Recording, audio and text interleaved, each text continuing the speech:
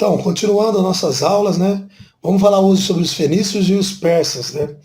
Os fenícios, então, eles vão ser um povo conhecido na sua prova, tá? É feito prova aí, o povo do mar, tá? Então, o que falar dos fenícios? Caiu uma questão sobre os fenícios. Se você souber fazer por eliminatória, você vai falar que é um povo que tem a ver com o mar. O que tem a ver com o mar?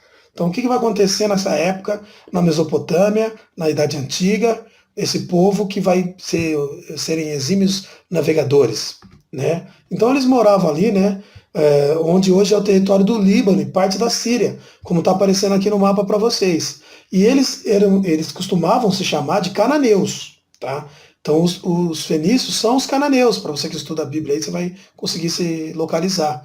Então o povo ao redor deles que chamava de fenício, por causa da tinta púrpura, né? Então, várias informações sobre os fenícios. Eles são o povo do mar, o principal produto do comércio deles era a tinta púrpura, então eles viviam do comércio, e esse comércio era marítimo. Tá? Olha as coisas, vão procurando na prova, vai ficar facinho.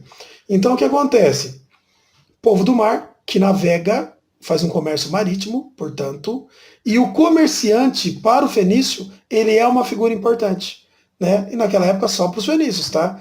A organização política. Os fenícios organizaram-se em cidades-estados, sendo uma das mais importantes Biblos, Sidon, Tiro e Beritos, atual Beirute. Todas eram governadas por um sufeta, um tipo de um juiz. Então, mesmo o cara que comandava, aplicava as leis lá, ele era o governante da cidade e ele era chamado de sufeta. Os governantes vinham da elite, constituída por homens de negócios ligados a atividades marítimas. Era uma tassalocracia. Então, uma coisa que aparece também sobre os fenícios, e aí uma palavra, né, monstruosa, que, pô, o que é isso? Né? Então, que pode fazer a diferença, né, na sua prova, no futuro vestibular. Né?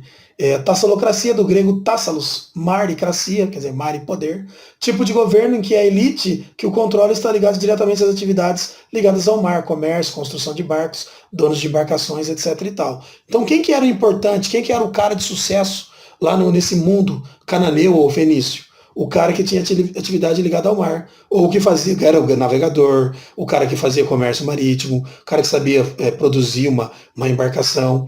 Por quê? A região da Cananéia, ela não era uma região propícia para a agricultura. Nem todas as terras eram cultiváveis.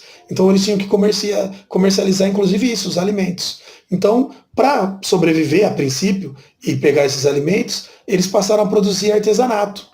Depois eles descobriram a tinta púrpura, né? Que você pega lá uma pedrinha lá que tem uma conchinha que tem no mar, né? Que é a ostra ou parecida com a ostra. Você aperta, sai uma tinta vermelha. Numa época que não tinha tudo isso que tem hoje, corante, toda essa tecnologia tão, né, desenvolvida. E o que tinha, o que era chique, era pintar, né, o tecido de vermelho. Pode ver então nas histórias aí que as pessoas mais ricas estavam vestidas de branco, vermelho, tinha o vermelho, porque vinha da tinta púrpura, então que era caro.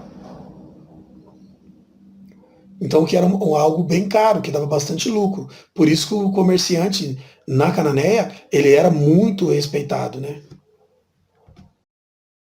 E a sociedade fenícia?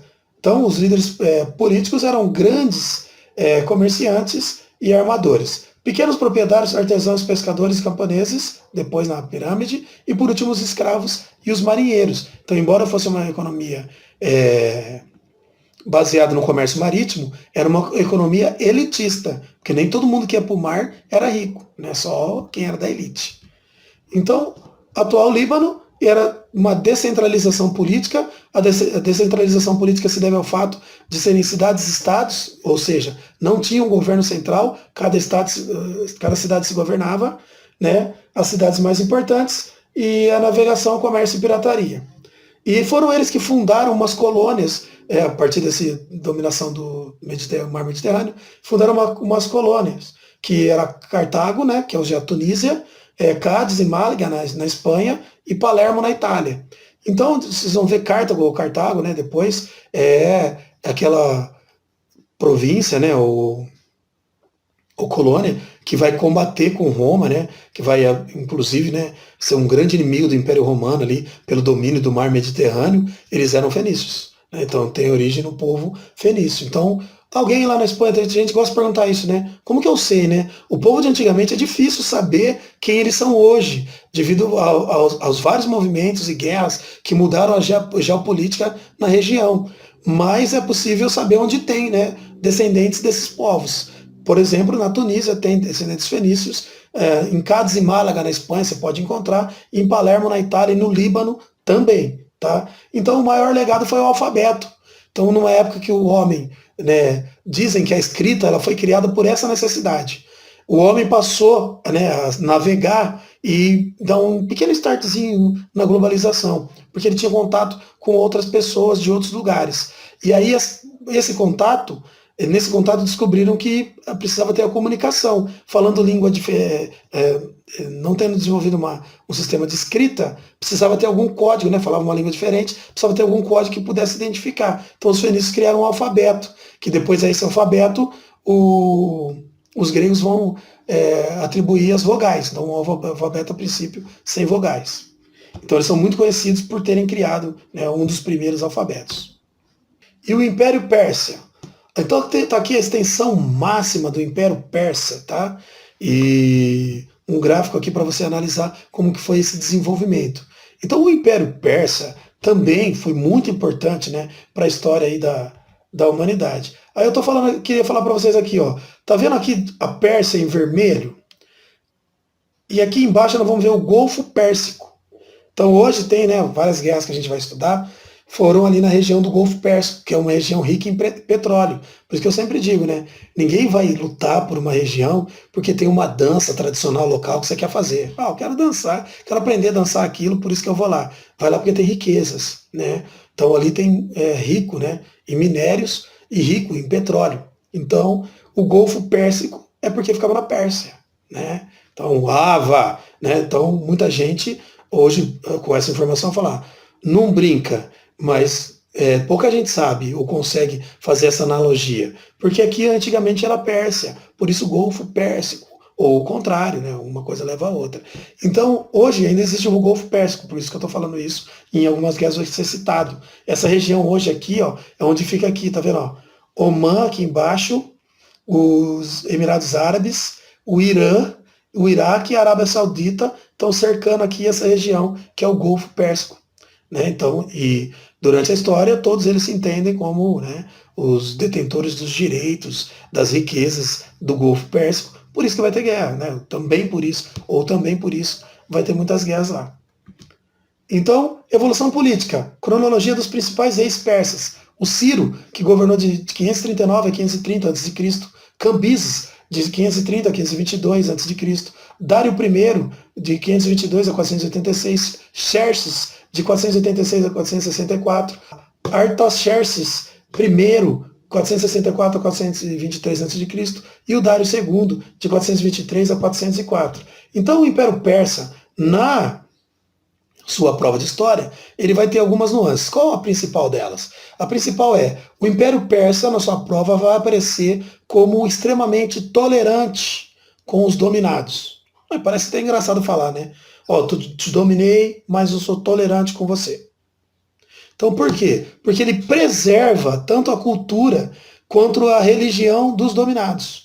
Você está dominado pelo Império Persa, você vai ter que pagar impostos para ele, trabalhar para o Império Persa. Agora, o seu país é governado faz parte do Império Persa, governado por eles, mas você pode manter as suas tradições, os seus costumes e a sua religião. Então, por isso que ele é considerado tolerante, porque naquela época, quando você era dominado, você não podia mais, né, manter esses costumes e tradições geralmente.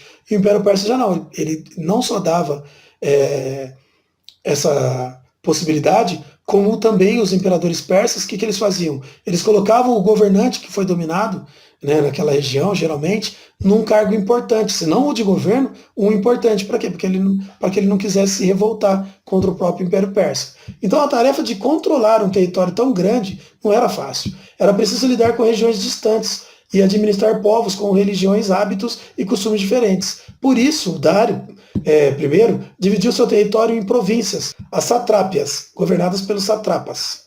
Os satrapas eram escolhidos por Dário. Dário nomeava um funcionário persa que o mantinha informado de tudo o que acontecia nas satrápias.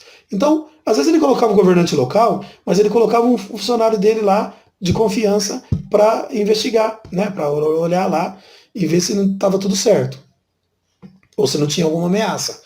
E assim ele conseguia dominar um vasto império.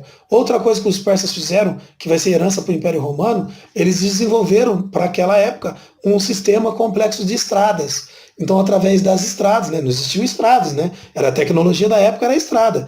Então, o que acontece? Através das estradas era mais fácil, mais rápido chegar, né, em todos os locais para poder conter uma manifestação, colher um imposto ou manter o império aí ativo e vivo, vamos dizer assim. Então eles eram governados dessa forma.